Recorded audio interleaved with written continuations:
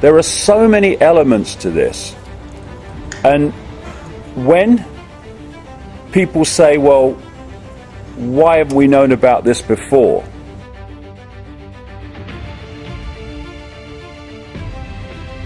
There's another aspect to this, a kind of a bigger aspect. And that's when you stop self-identifying the I with the labels of a human life, a very brief I am a man, I'm a woman, I'm this religion, this race, this sexuality, that sexuality. And you realize that they're just brief experiences.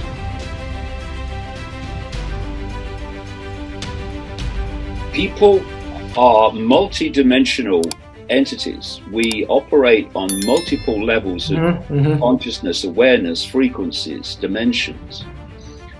When you look at the foundation of the whole conspiracy of human control, it's to isolate human perception in the five senses. That's the whole basis of it. It's to get people to perceive and glean their information and their opinions and their conclusions only from what they can see, touch, taste, and all the rest of it. And that's where most people are at. And what that means is that if you isolate people's attention, point of attention, perceptions in the five senses, then at that level is interacting with this world we call the human world. And therefore, its sources of information are the mainstream media and all these different elements and the institutions of human society. That's where they're getting their information from.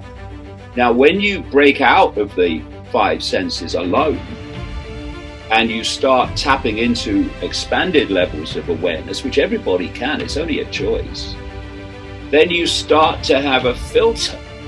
It's like, imagine if you were just focused on this computer screen and that was your only reality. There's nothing out here, there's only that. And when you do that, you get a certain perception of reality when you do that.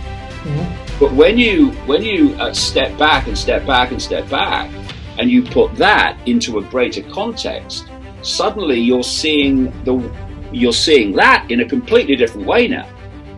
I mean, you know, if you stood next to a house wall, really close, your perception would be of a hazy, fuzzy kind of redness, and you'd think, what's all this about? And then you start walking backwards. You're getting the bigger panorama. Oh, now you've seen that you were looking at a brick, which is in a wall, which is in a house, which is in a street, which is in a town, which is in a country, which is in a world. And the only difference between that and that is perspective, perception. There's another aspect to this, a kind of a bigger aspect. And that's when you stop self-identifying the I with the labels of a human life, a very brief. I am a man, I'm a woman, I'm this religion, this race, this sexuality, that sexuality. And you realize that they're just brief experiences for consciousness, which is eternal, which is infinite, which is forever exploring, well, forever.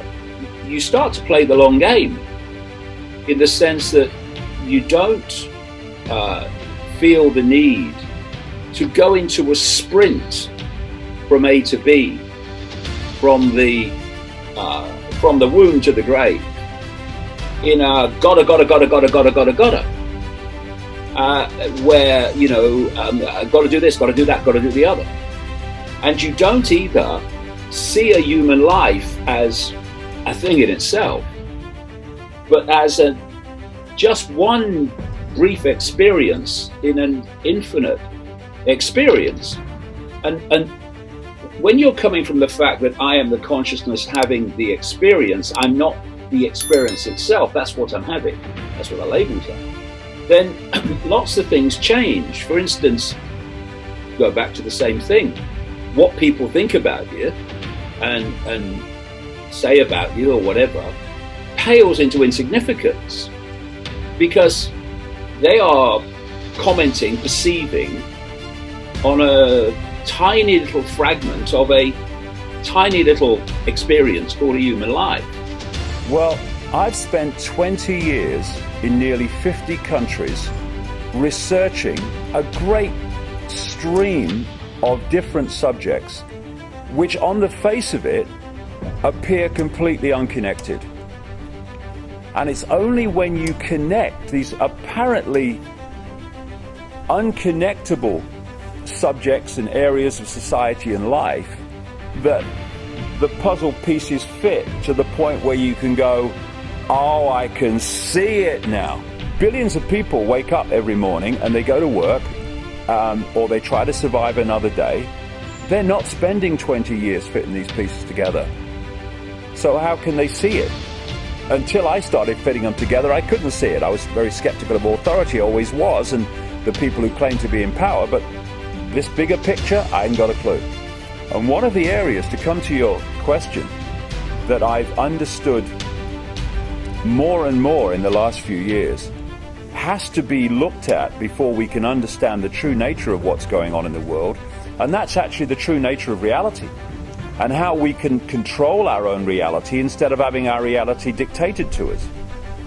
I mean, you know, we think we are at the cutting edge of human knowledge and everything. And yet, if you stop someone in the street out there or in any other city in the world, and you said to them, who are you? Where do you come from? Where are you going when this is over? And what is the nature of reality?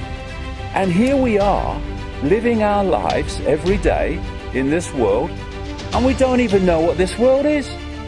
The few who are behind the people we see, they know what this world is. And they know how the mind works. They know how, if you can control the way people think and perceive, you completely control their lives. If I want to wave my hand about, my hand doesn't wave about. I have thought to wave my hand. So if you can control that level of people, then their behavior is completely controlled by you.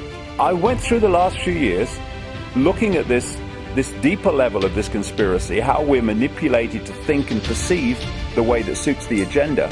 And of course, even on a simple level, if you can get the vast majority of people to perceive the European Union as a good thing, to perceive that it is the only way forward, to perceive it is their safety, to perceive it's the way to secure them economically, they'll agree to join the European Union. There'll be no problem.